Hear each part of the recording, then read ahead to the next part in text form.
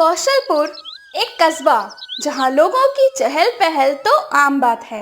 उसी कस्बे से थोड़ी दूर पर दोपहर के सन्नाटे में दो लड़के न जाने क्या कर रहे थे। एक लड़का दूसरे के कंधों पर चढ़कर एक दीवार के उस पार देख रहा था। दीपक, कोई दिखा? अंदर कोई है तो नहीं? जल्दी देख, तेरा भार उठाते उठाते कहीं मैं जमीन में ना धंस जाऊं। अरे चुप कर, वही देख रहा हूँ।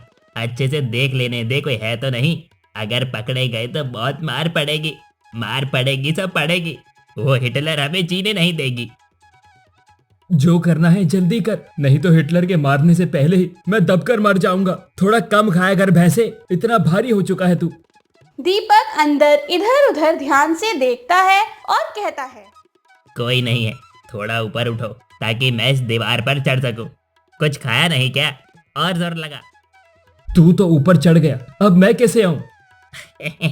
अरे तू चिंता मत कर, पकड़ मेरा हाथ और आ जा ऊपर। मुझे भारी बोल रहा था ना, कभी अपना वजन देखा है? हाथ ही बराबर है।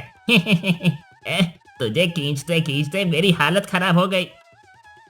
आराम बाद में करना, पहले जो करने आए हो वो करते हैं। हाँ देख, वो आम यहीं से देखने में कितना रसीला लग रहा है।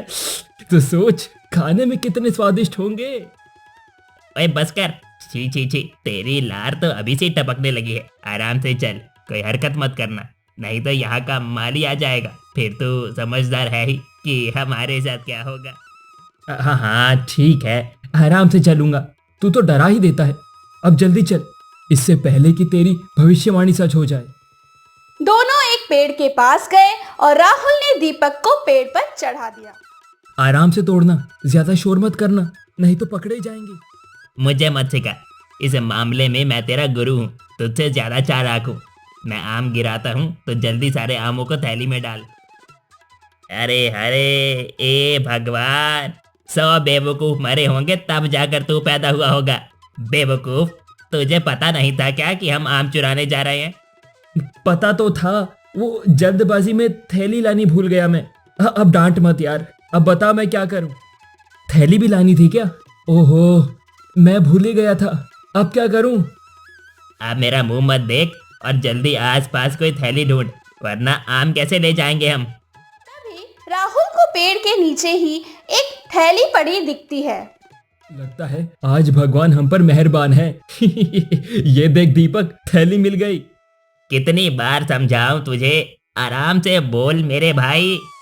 दीपक चुपके से पेड़ से आम गिराने लगता है और राहुल सारे आमों को थैली में भरने लगता है। तभी उस बगीचे का माली उन्हें आम तोड़ते हुए देख लेता है।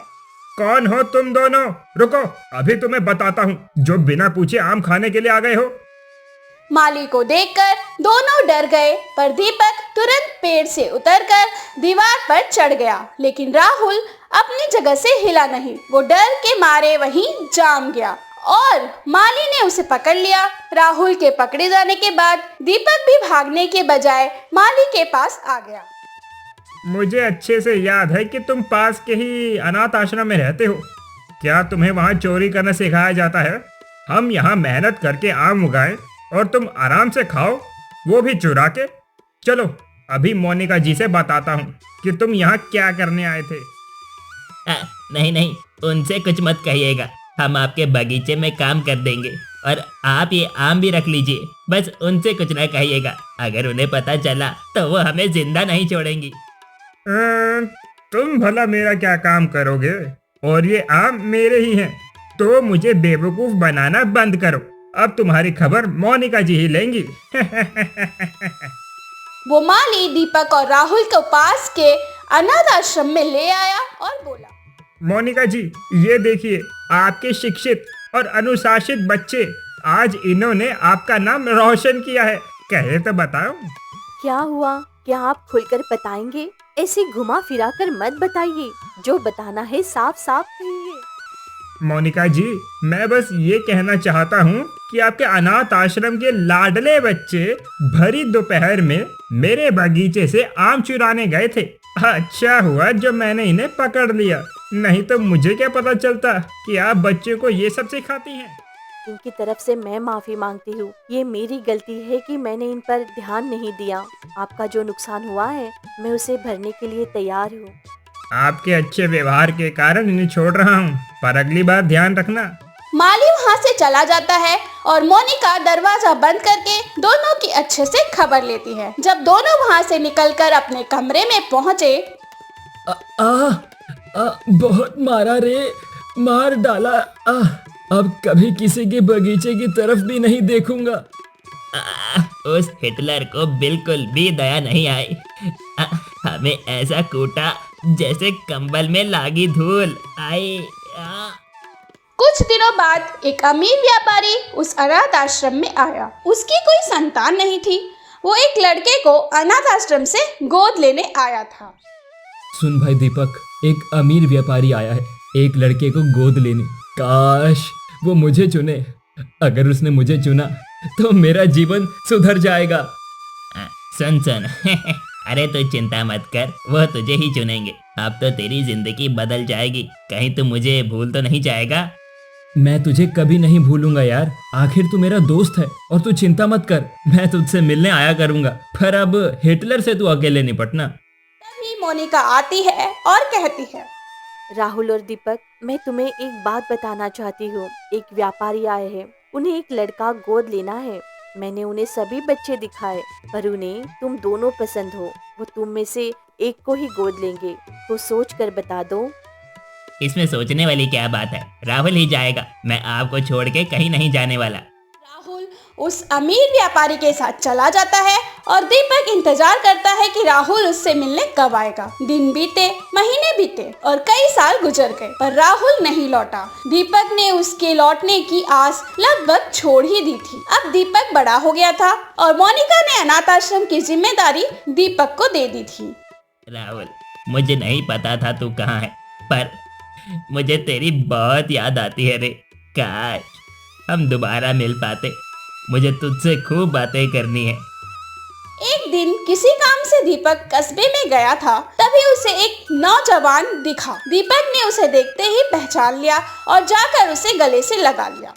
राहुल, तू कहाँ चला गया था? मैंने तुझे कहाँ कहाँ नहीं ढूंढा। राहुल दीपक को देखकर दूर धकेलता है और कहता है, मुझे ऐसे गले मत लगा, मेरी यहाँ पर इज्जत है। मेरे दोस्त अगर देखेंगे कि गरीब मेरा दोस्त है तो मेरा मजाक उड़ाएंगे। दीपक को पता चल गया कि राहुल अब घमंडी हो गया है और फिर दीपक बिना कुछ कहे वहाँ से चला जाता है। कुछ दिन बाद जाते ही एक दिन दीपक देखता है कि राहुल सड़क पर बुरी हालत में इधर उधर काम ढूंढ रहा था। राहुल, ये क्या हुआ? तुम्हारी ये हालत कैसे हुई? क्या बताऊं भाई, व्यापार में घाटा हो गया और मेरा सब कुछ नीलाम हो गया। अब मेरे पास कुछ नहीं है। क्या तुम्हारे दोस्तों ने तुम्हारी मदद नहीं की? मेरे पास आ जाते, मैं तुम्हारी मदद हमेशा करने के लिए तैयार हूँ। किस मुंह से आता मैंने उस दिन तुमसे बहुत गलत तरीके से बात की थी। तुम्हें बुरा लगा होगा, और वो सभी मेरे पैसों की वजह से मेरे साथ थे। मेरे गरीब होने पर सब मुझे छोड़कर चले गए। दीपक ने राहुल और उसके परिवार को अनाथ आश्रम में जगह दी और सब खुशी खुशी रहने लगे।